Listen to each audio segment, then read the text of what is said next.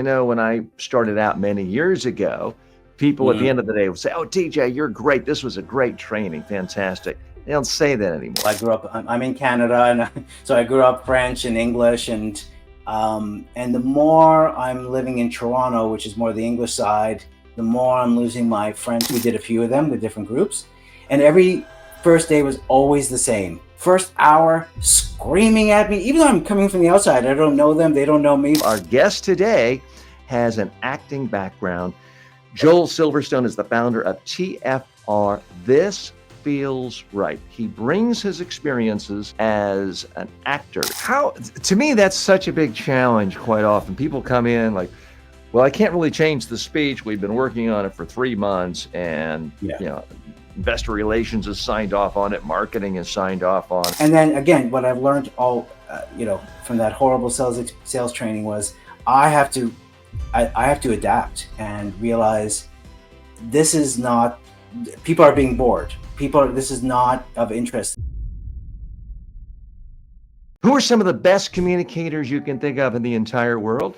Chances are it might be someone like a George Clooney, a Meryl Streep, top actors, actresses. They command the stage, they command our attention. Wouldn't it be nice to be able to communicate like that? Well, our guest today has an acting background. Joel Silverstone is the founder of TFR. This feels right. He brings his experiences as an actor, as someone from the theatrical world, and he teaches executives, from everyone from Microsoft executives, TD Bank, others, Abbott, Bear, you name it. He is a wildly successful communications coach in demand around the world, and we're very happy to welcome him today to the TJ Walker Success Show. Joel Silverstone, thanks for being our guest today. Great. It felt like the Muppet entrance. Da, da, da, da, da, da, da, da, da, da, da, da. Yes, thank you, TJ. Okay. So, Joel, first, tell us your approach to helping someone be a better communicator. Everyone has their own approach, and I'm as guilty as the next communications coach that I often think I have the only right way and everyone else is doing it wrong. I want to step back from that and sort of get rid of some of my own preconceptions today and learn from you. Tell us your basic approach of how you help people communicate more effectively based on your own background and skill set. I love the introduction you gave me about the acting, because it was such an interesting thing. All my life, my young life, my adult life, I was studying acting and looking at scripts. And then about 25 years ago, and that's another story, but I'll get into that later. But about 25 years ago, I got into the corporate world and helping executives and their teams to be better communicators. And what's always astounded me, because in acting, it's so clear. Your job as an actor is very simple. It's not about you. It is about moving the other person in the scene to have an effect on them.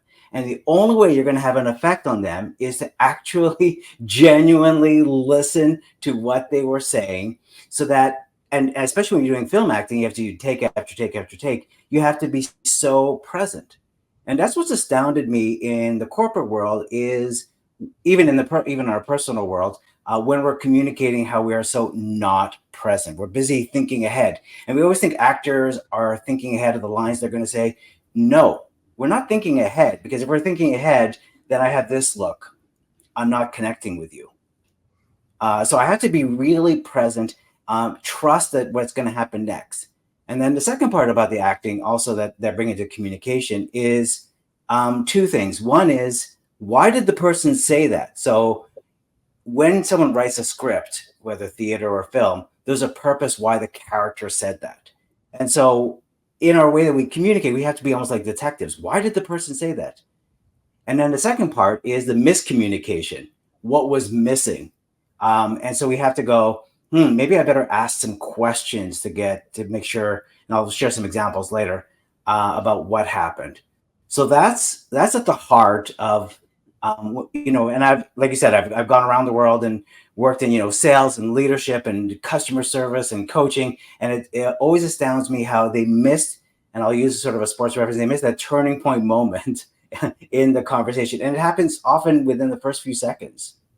Joel, how do you actually teach someone to be in the moment? Because, no offense to our good friends at Microsoft, and I've worked with Sure. people there too, but if you come in thinking, well, here's my PowerPoint deck, and I've got Yeah. to go to this next slide, and I've got to get to this next point, it's kind of the opposite of seeming like I'm here in the moment sharing with you.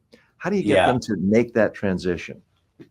Oh, that's such a good question because number one, I think what you said is so true, which is one, how do we do it? Because everybody thinks they're pretty good communicators. So that's number one. I do a lot. I bring some of the acting background into it, and I'll do a lot of role play. So I'll become that customer. I'll become that employee. I'll become that other person that they're struggling with, and then I'll be able to sort of say, "Hey," I'll sort of give a guided learning, and as I'm acting really in the moment, and I'll say, "Here's that moment that you missed.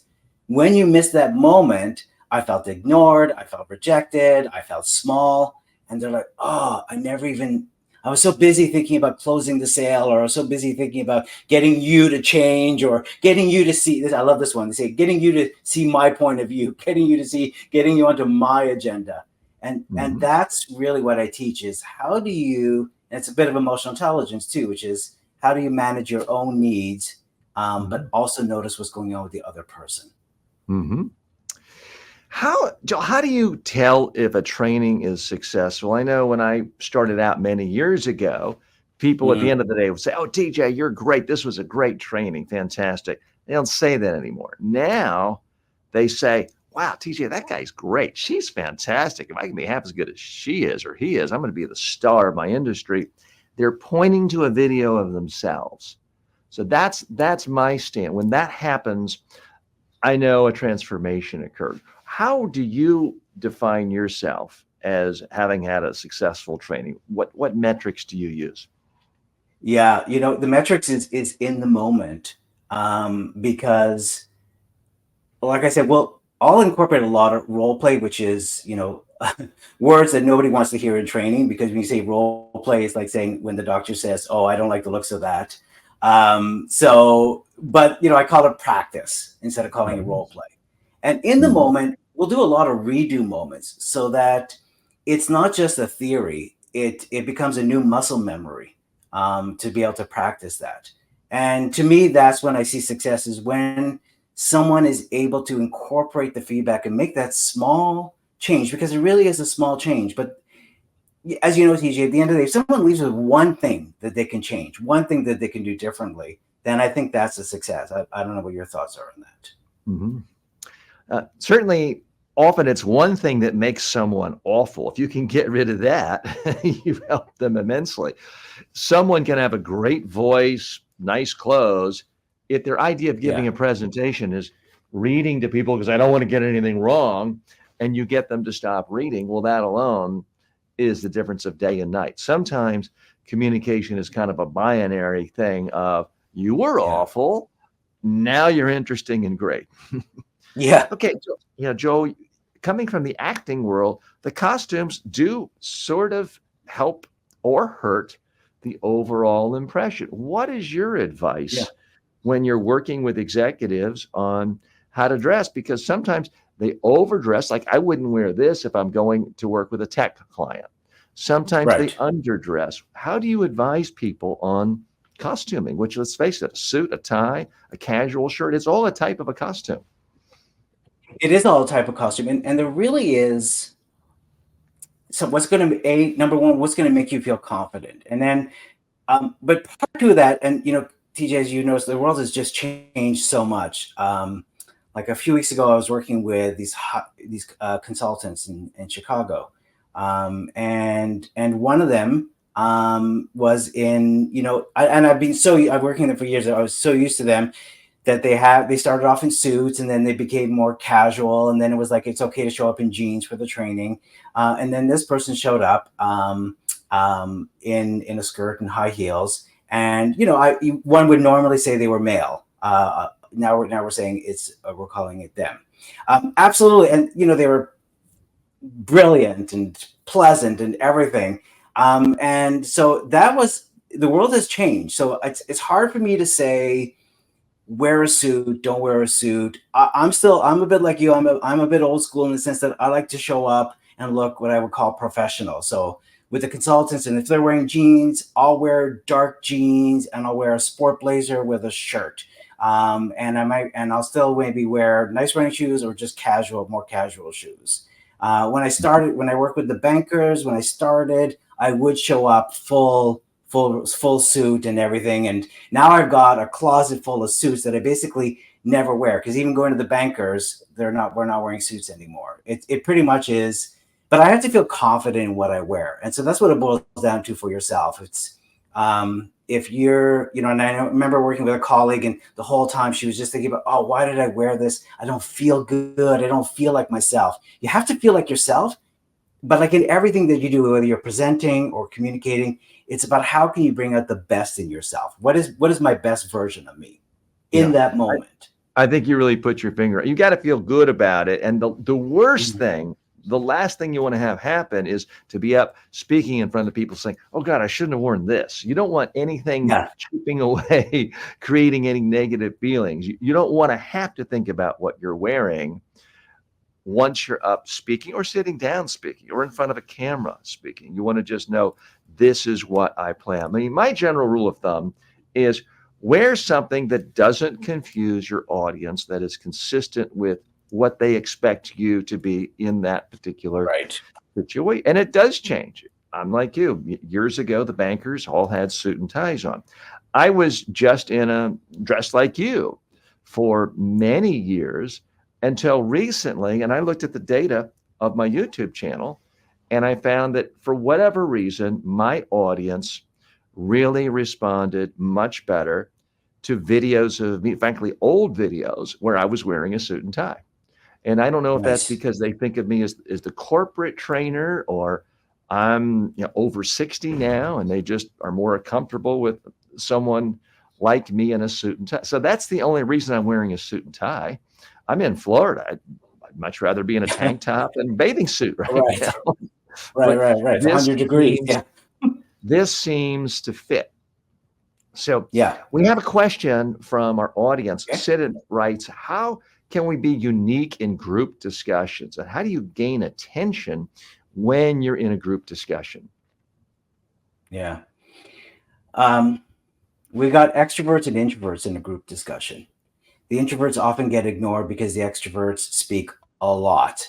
And so maybe the heart of this question is, maybe, Siddharth, maybe you're an introvert. Yes. Okay. I just see that in the comments, an introvert. Exactly. And that's probably why, how do I do that?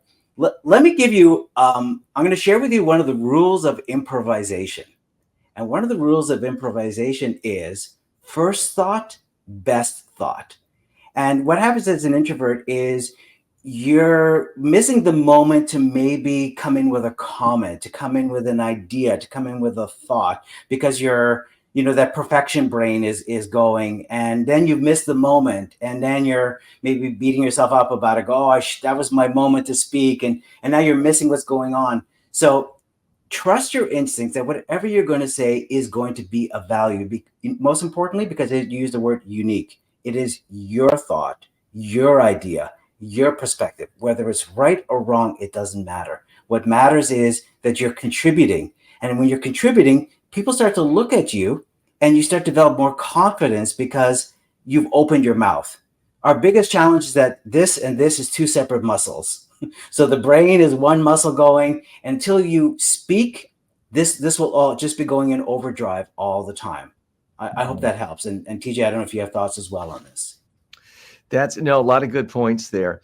Joel, I know you have people all the time say, I'm okay talking about the company, but now I'm going to a job interview. I'm uncomfortable talking about myself, promoting myself. I'm interested in your tips there, number one. But number two, let's do a case study right now, because you have a podcast, you have a business, you have products. I want to just give you the floor and allow you to pitch to this audience, because we applaud pitching here. We want self-promotion because we're all about it. Tell us about your business. If you have free giveaways, if you want to invite people to your podcast, let's hear it. And then we'll talk about it. And then you'll tell us, I'll come back on screen. You'll tell us Sure. what you were trying to do and why you were doing it. So let's just hear Joel pitch right now. Yeah, let's start with the giveaway idea, which is if you are interested in being a guest on my podcast, This Feels Right, which is all about communication skills and how we influence others. I can't guarantee you that you'll be a guest on, but I would love to have a chat with you and see if we can have a great conversation about influencing skills, which ties in also to This Feels Right and why I came up with the name for this company. What I've noticed is that in conversations, and especially because my clients have always been in that more sort of technical world or analytical world, banking and IT, consulting, and logic is a big push in that. But what was missing is that people react first emotionally. So if we want to be able to influence someone, we often miss the moment because we go right in with the logic and then we're wondering why isn't this conversation moving forward? Why isn't a connection happening? Why isn't trust forming? And because the first thing that happens with that other person is they react emotionally. And this has been proven by science that our first reaction is always going to be emotional.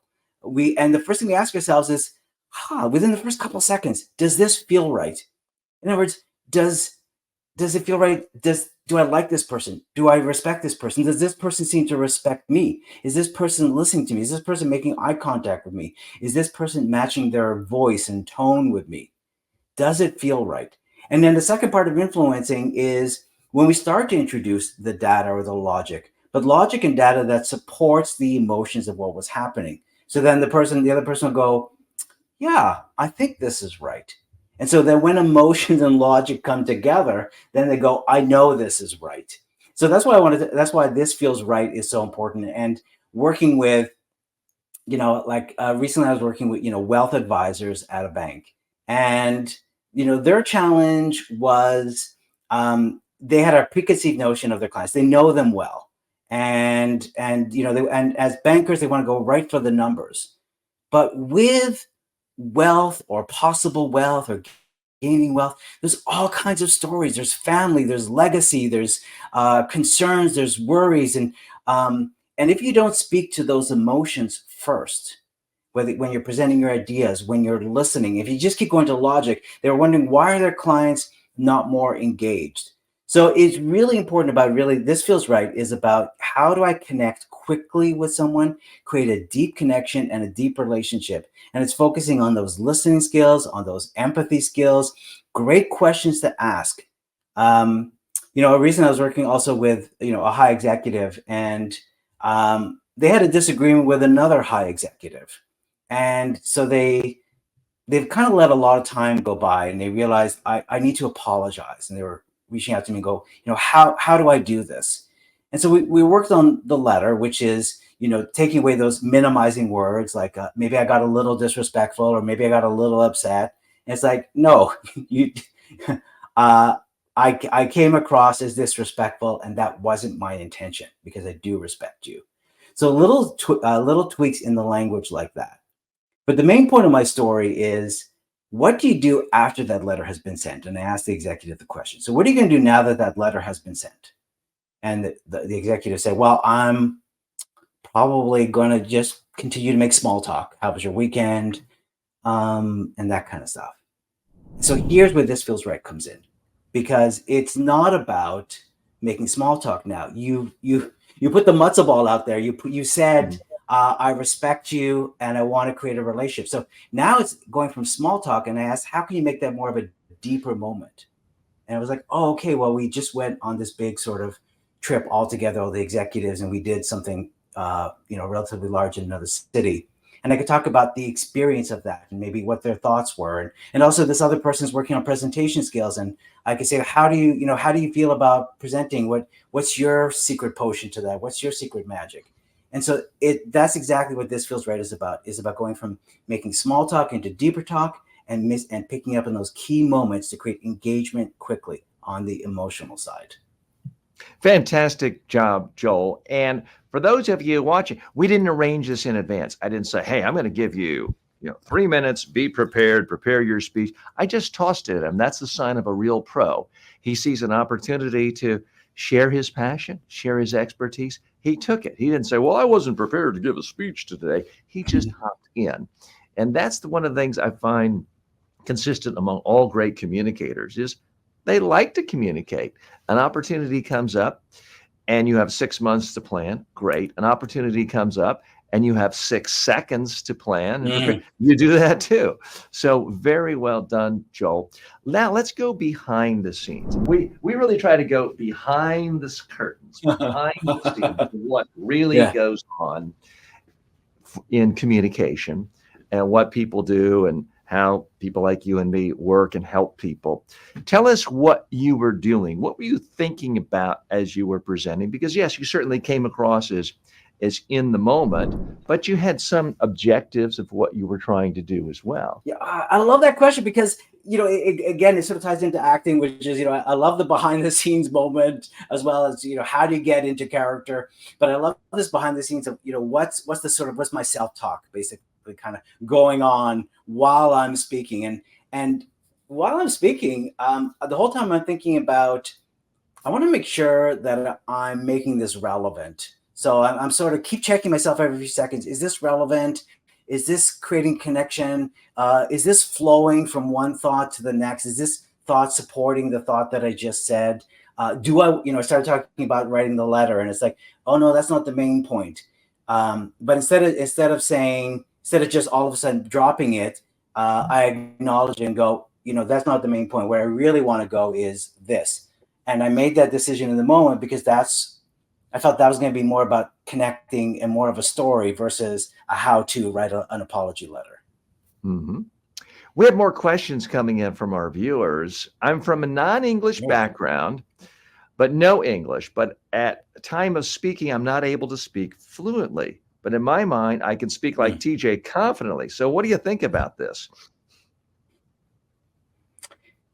As someone who grew up bilingual, I'm in Canada, and so I grew up French and English, and the more I'm living in Toronto, which is more the English side, the more I'm losing my French side. So I feel very self-conscious when I have to speak French or when I go back to Quebec and I've delivered some training in France sometimes and have to go there. And it's like, oh boy, I'm really self-conscious.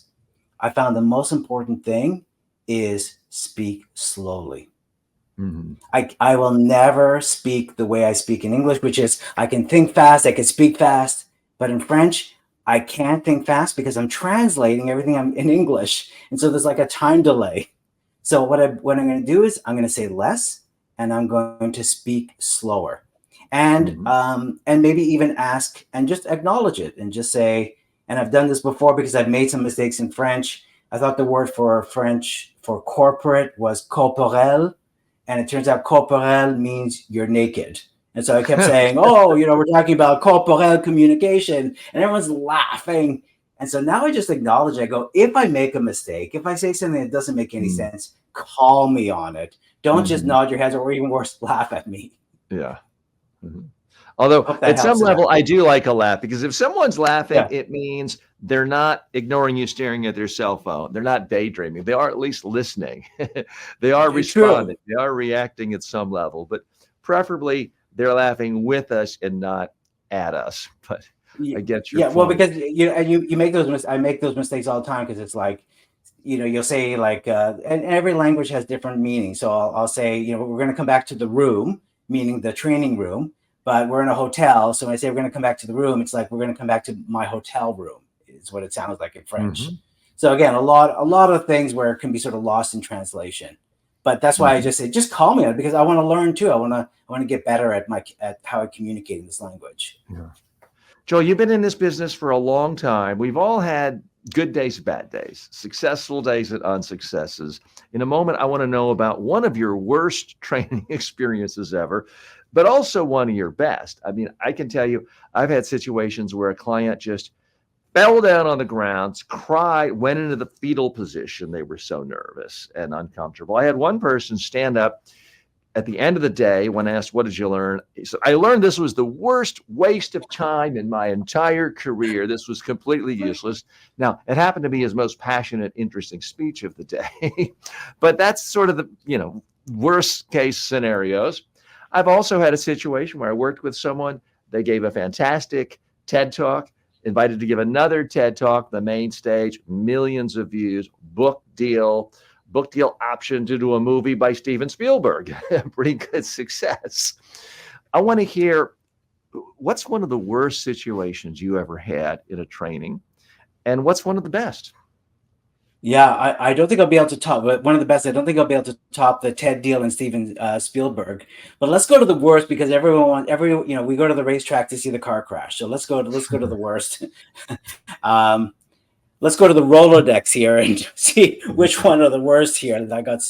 Um, you know, Absolutely. I've been doing this for 25 years, and there's always going to be a learning experience. One of the things about being in this business, of course, is that you do get assessments, you do get reviewed, the smile sheet, so to speak, afterwards. So you kind of know if things didn't go as planned. But sometimes, even without the smile sheet, this is failing big time.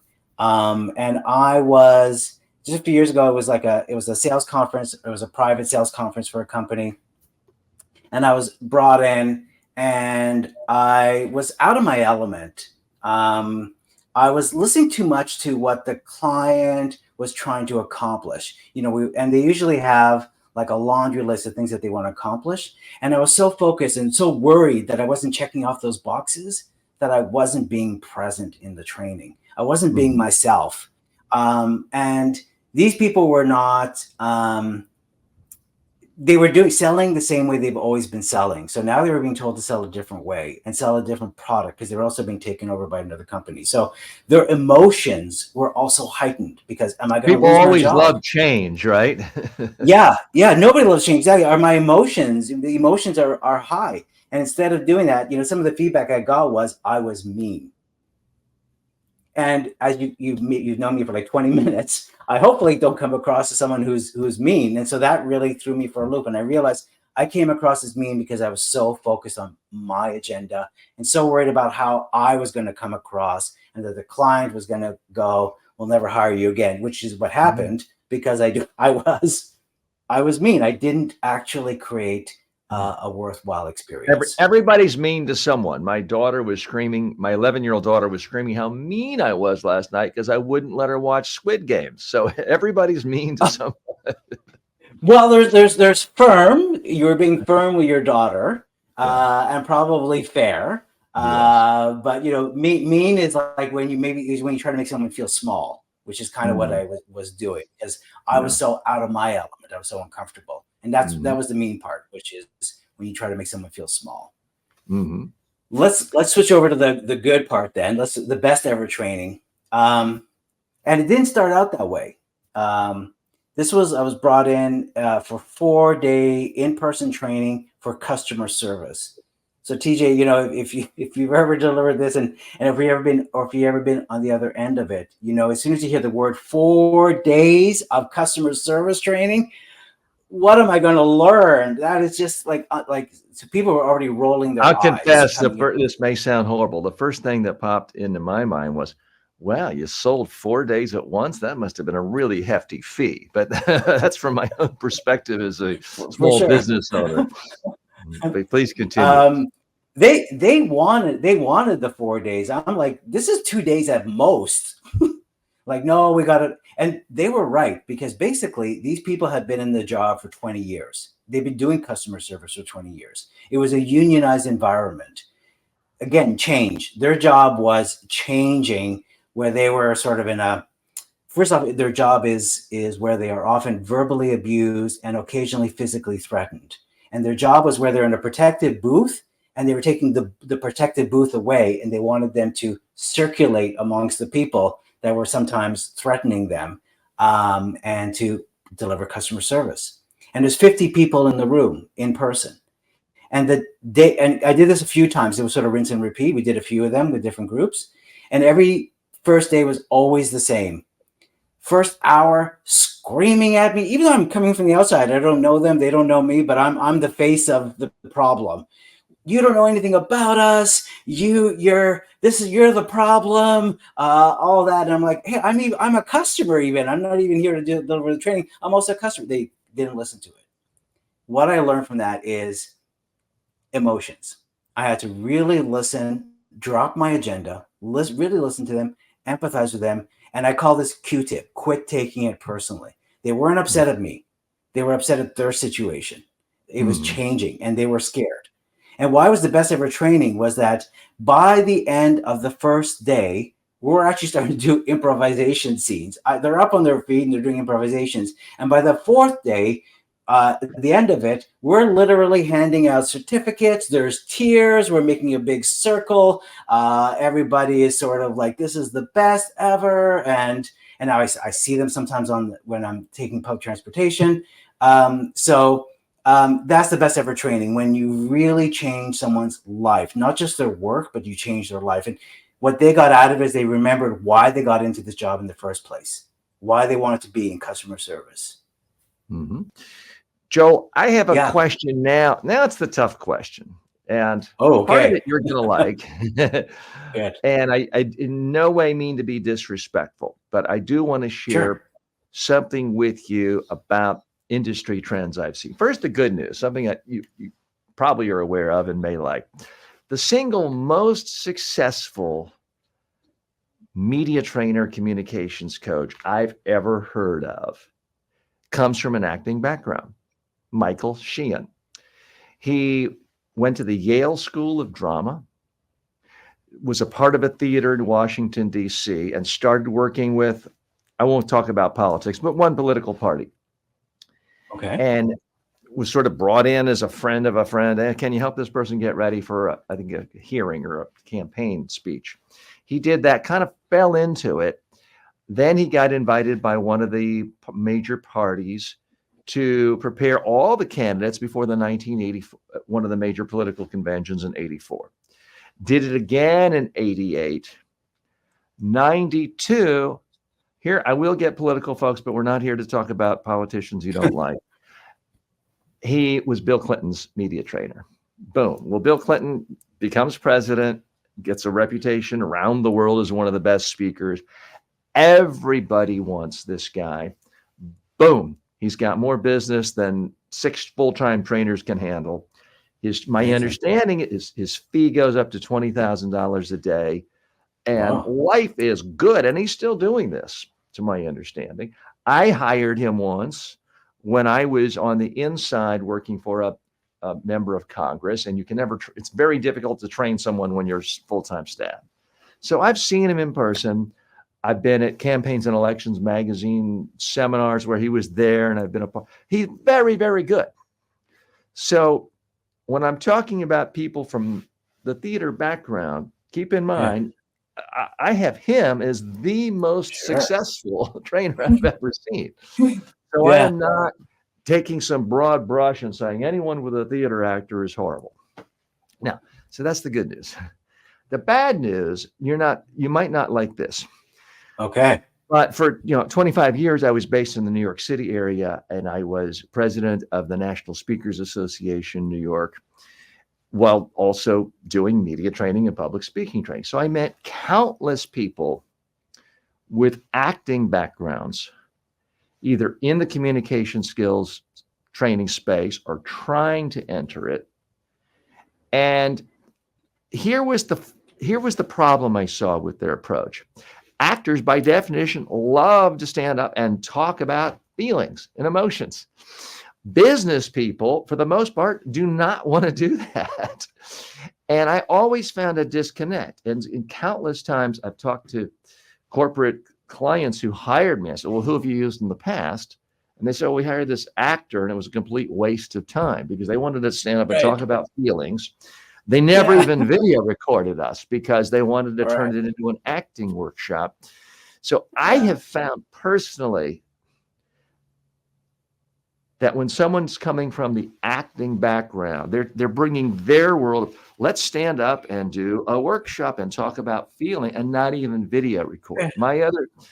So I generally have a bias against anyone who tells me they had anything to do with the acting world when they're coming into the communication space. The other Yeah. thing that's related to that, and I want to give you full time to respond to this. It's all good. Yeah, yeah. And the thing I have found with so many people from the acting world is they don't even video record people in the trainings. The number one thing I do that I think helps my clients the most, frankly, is when I work with someone, even if it's a group of 10 people, everyone gets on video, not once, not twice, but 10 times in a day.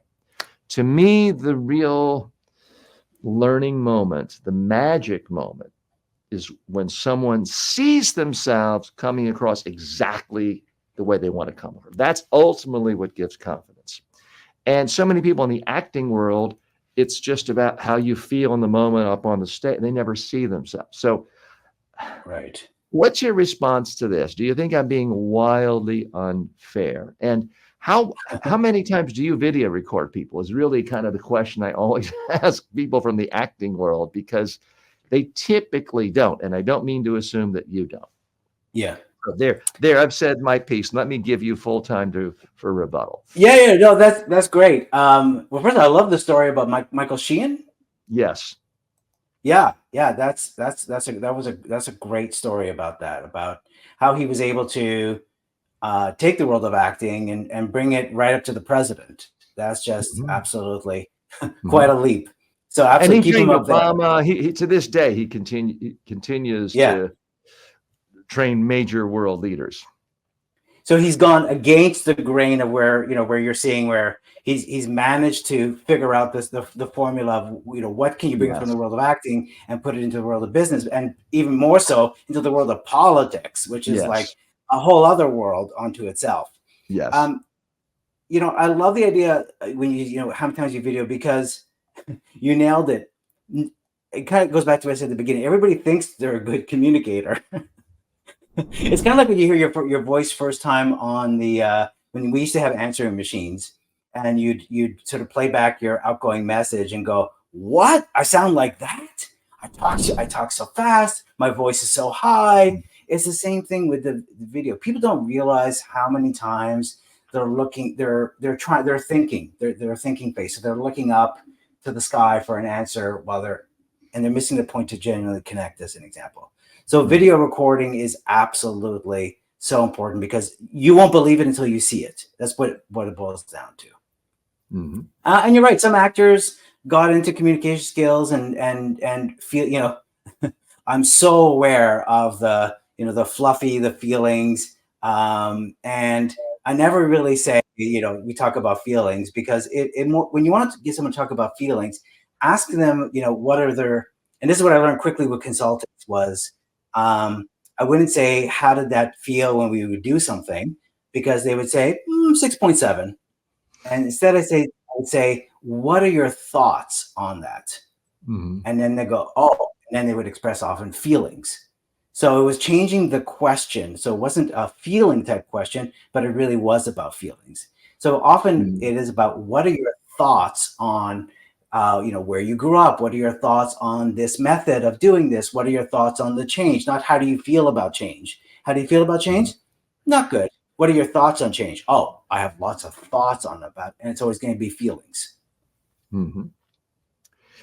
And related to this, and this is my last beef. I don't mean to rake you over the coals, Good. but my other beef with actors is they're looking for another chance to perform. They think of a training as, now I get to be on stage and share wisdom. And I was guilty of that early in my career. In fact, at the end of the day, I'd be tired. My throat would be sore.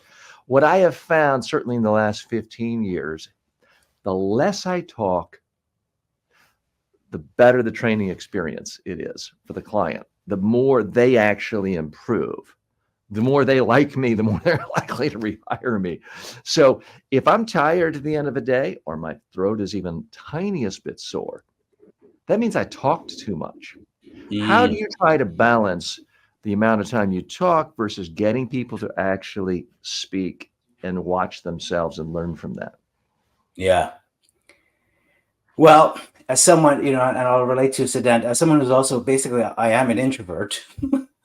And so it does take a lot of energy for me to be in the moment. And to be so, I fully agree with you that people are not paying me to come in and entertain them or edutain them. They're they are paying. They do. People do want to leave training with having some fun and a good experience. But at the end of the day, people want to learn something about themselves they could take away and make their work better, their work more productive, maybe even make their lives a little bit happier. They want to take something away, not just that they were entertained. And that only happens if I, in a training, ask the right questions and just listen, so that again, it's dropping my agenda and like what do they need here from the skills that we're talking about, and how can they make it relevant in their world. And as you said, it only happens if if you're being interested and not interesting, as they say. Hmm. How, to me, that's such a big challenge. Quite often, people come in like, well, I can't really change the speech. We've been working on it for 3 months, and Yeah. investor relations has signed off on it, marketing has signed off on it, and I've got all these slides. I'm kind of handcuffed. And I said, okay, fine, but guess what? Nobody in your audience cares what you Hmm. got signed off. They're just listening to this from the standpoint is this interesting? Did I know that before? Yeah. Should I pay attention? Or should I go to plan B, which is read my cell phone?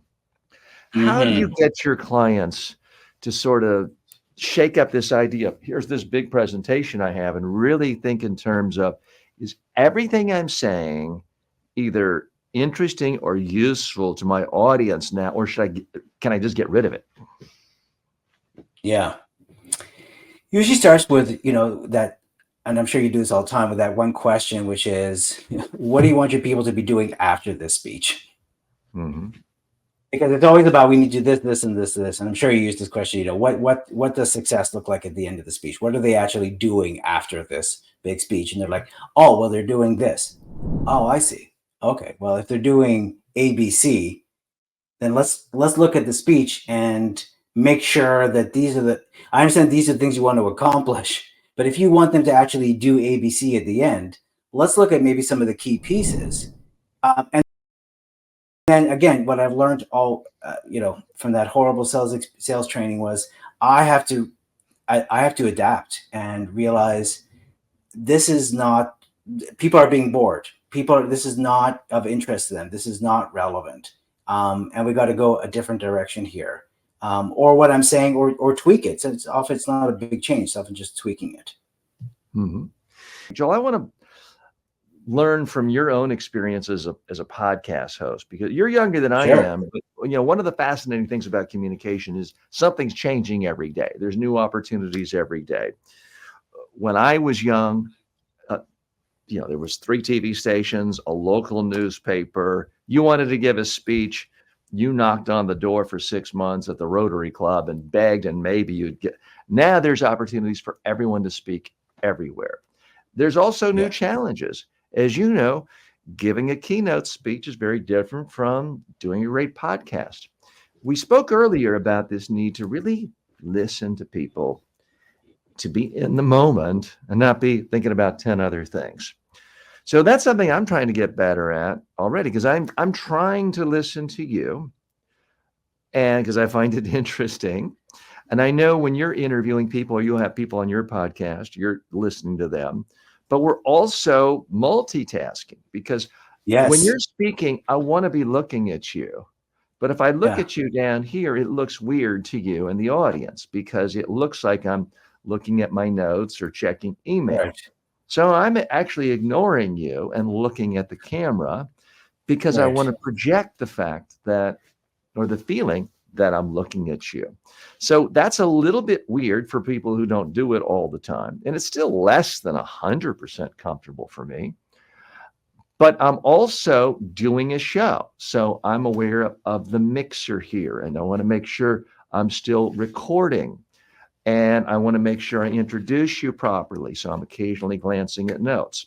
I'm Right. trying to reach a larger audience. So just a moment ago, we signed off on TikTok. I took myself off camera for a moment, brought the TikTok back on. I'm aware of timing issues. I got to think about, wow, we are on video. Am I getting a little bit of shine? Do I need to maybe take a break and put a little more Right. powder on? So I am multitasking a lot, as I know Yeah. you have to do with podcasting. What tricks have you learned as you've been doing this to be able to multitask and yet still really be present for your guests and anyone you're talking to? Well, first off, TJ, I'm already sweating just hearing about everything that you've been doing while I've been speaking. The absolute multitasking, and I love that you share also that you're not actually, because it looks like you're looking right at me, but you're not even, there's no eye contact. I feel like I'm Mhm. getting the eye contact. So you're doing that as a guest. You're making me Now I'm feel really far away. I can barely see my computer screen right now. okay. By the way, the reason I have this angle is for when I'm talking Yeah, about public speaking, I can actually demonstrate and walk and tell people what to do with their right. hands or not do with their hands. So sorry for me showing off the No, extras I there. love that. And that's the thing. I mean, there's a few differences, right? You're operating live 3 hours a day, 5 days a week, on different mediums. You're running a lot of different things there. So I have to admit, and your questions have been amazing and without hesitation, and it's a question that sort of takes me to the next level of thought. So if you're anyone watching, I have to sort of bow to you, TJ, on this, and that Well, you've done thanks. an amazing job. Yeah, you've done an amazing job of asking great questions in the moment, while still being very present and building on that. And I'm impressed with that. Not even realizing all the different cameras and the mixer boards and stuff that you got going on. Um, Mhm. when I do a podcast, I don't do it live. So that's number one. So I'm not dealing, and I did do something on Voice America that was live, but it wasn't on camera. So it was just audio. Mhm. So with that, I'm able to cheat. And how I cheated Mhm. when we're doing live off camera was I could take notes as I'm listening.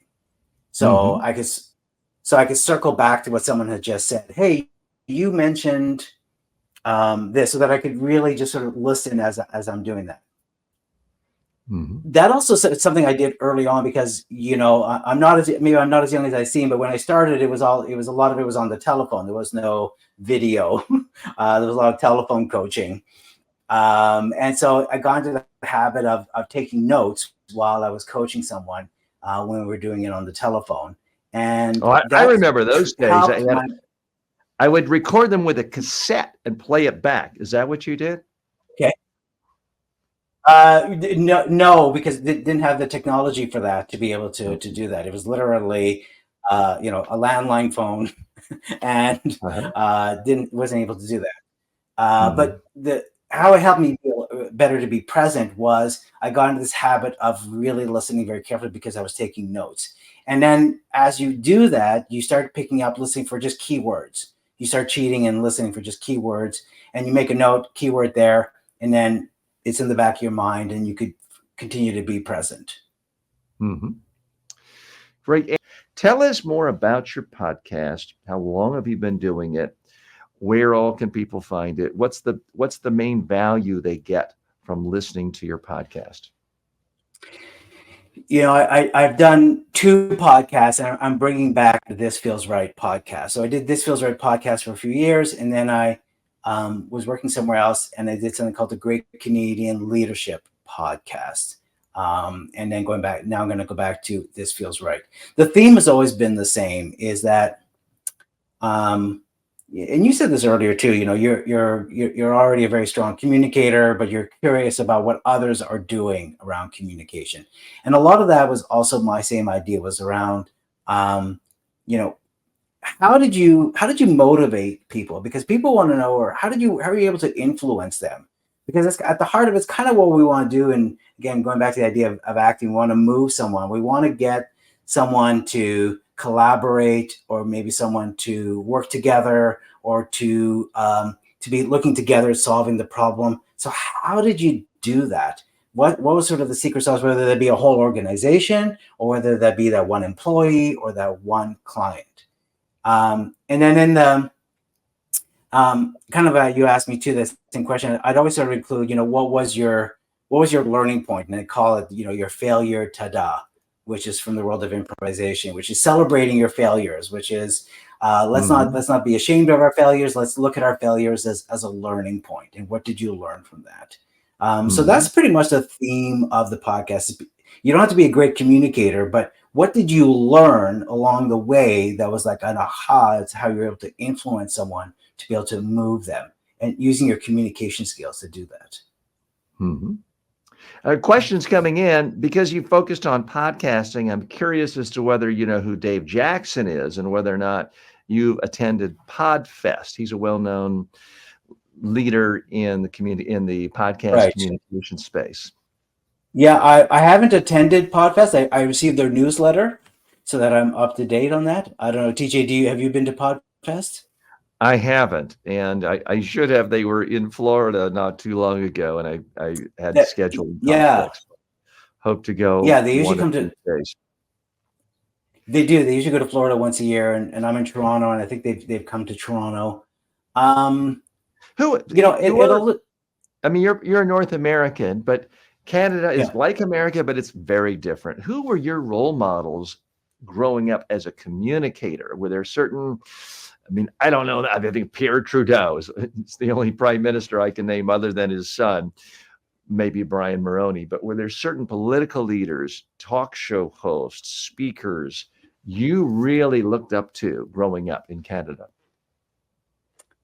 Well, you talk about you had your three channels. We had two channels in Okay. Canada. We had CBC and CTV, and then you had the two French versions of those channels. So we didn't have a lot of homegrown talent. Like one would show basically a lot of American shows, and CBC would show some local programming and some North American programming, but a lot of British programming. So I was really influenced more so on the comedy side. I don't know about great speakers, but I was more influenced. We had Monty our local group, Python, perhaps. Monty Python, exactly.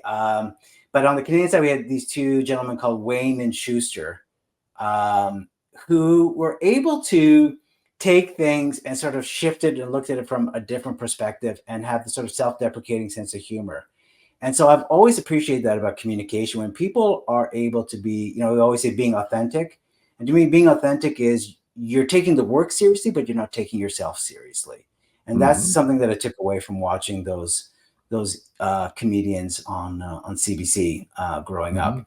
And then as sort of more in the later stages, I've always enjoyed Dan Pink. Dan Pink I think, has just been, and The he was author. speaking of politics. Yeah, the author, and he works for Al Gore. Speaking of politics, he was a writer for Al Gore as well, and he did a TED Yeah, talk. And I think I have several of his book. Was it Made to Stick? Am I getting the yeah, right? Yeah. my favorite of his is To Sell Is Human, Yes. and I think that's a really great one around how to um, how to communicate. And then now I'm loving this book by Charles Duhigg, I think his name is, I believe, and he Yes. wrote about habits The before, Super right? Communicators. Super communicator, exactly. Yeah, Fantastic book. I just yeah. finished reading it myself.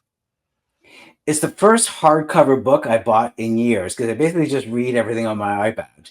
So it's the first hard because I basically want to sort of go back and look at it, and I love his examples. Because like you said about touchy feely stuff, like he's talking about, that the CIA is basically in the communication business. Hmm. And so those are really good to balance it out, that communication is not always about touchy feely. It is about being very strategic and specific, but also how to be yourself in those moments. And that's a big part of it. Going back to, again, self-deprecating and sort of self-disclosures. Hmm. What's the fine line that you try to reach when you're a host of a podcast? If all you do is ask questions and never disclose, it's not as interesting to people or the guest. If you spend too much time talking about yourself, then it seems like you were rude to the guest. How do you balance that? Yeah. it can't be. The thing about questioning is whether it be a podcast or whether you be a leader or whether you're doing sales, it should never feel like an interrogation. And if it's too many questions, then it just feels like an interrogation. Nobody wants to be on the spot and have to be sort of constantly like that. So it's a nice break for anyone when the podcast host, as an example, shares a little bit about them.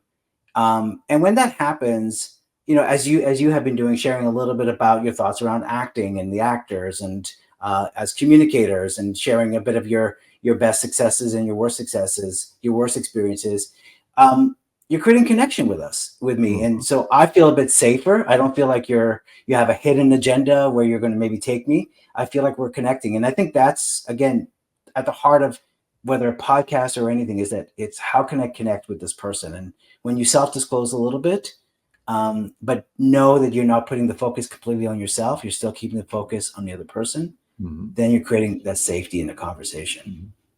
How have you evolved as a podcast host? Someone listened to your first couple of podcasts versus your most recent. What would they notice, and what are you conscious of having tried to actively improve? When I was in university, many, many years ago, I was also the host of like a radio show that was doing theater critic and film criticism. So um, my and we didn't have you couldn't sort of stream things at the time. You were just listening to the regular radio. And again, there Mhm. was just CBC radio, and CBC radio was like sort of like BBC radio. There was a sort of voice like, "You're listening to CBC radio. Tonight's episode is," Uh, there was that voice. And so when I was doing the reviews, I would do that voice, which is not me. And so that was, even when I started podcasting, it was the same thing. As you sort of play it back and go, "Oh, I'm doing that CBC voice again. I'm not being myself. I'm trying too hard mhm. to be professional." And I think that's what gets in the way for so many people, is they try too hard to be professional as opposed to take the focus off myself, put the focus on the guest. Yeah.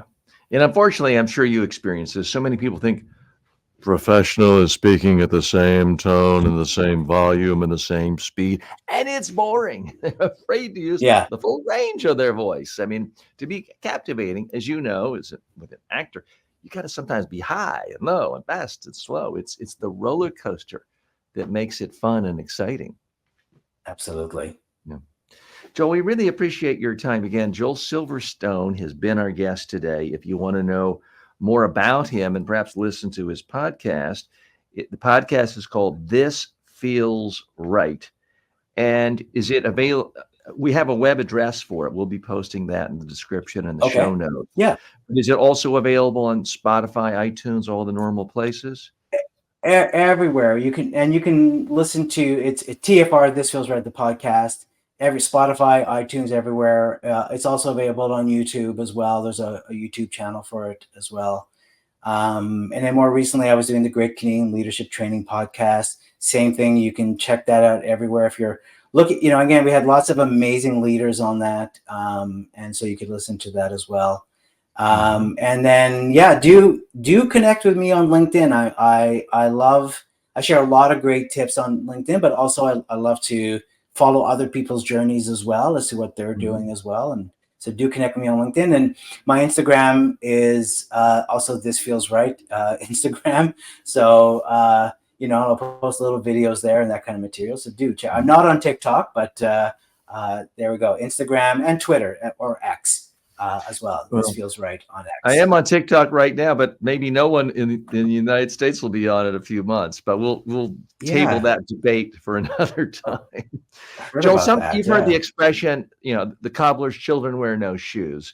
Sometimes that happens even to people like you and me, because I know we both advise to clients before every presentation, ask yourself, what is it you want this audience to do? Do you want them to buy from you, vote for you, endorse your candidate, endorse your budget for next year's, fiscal infrastructure? What is it you want people to do?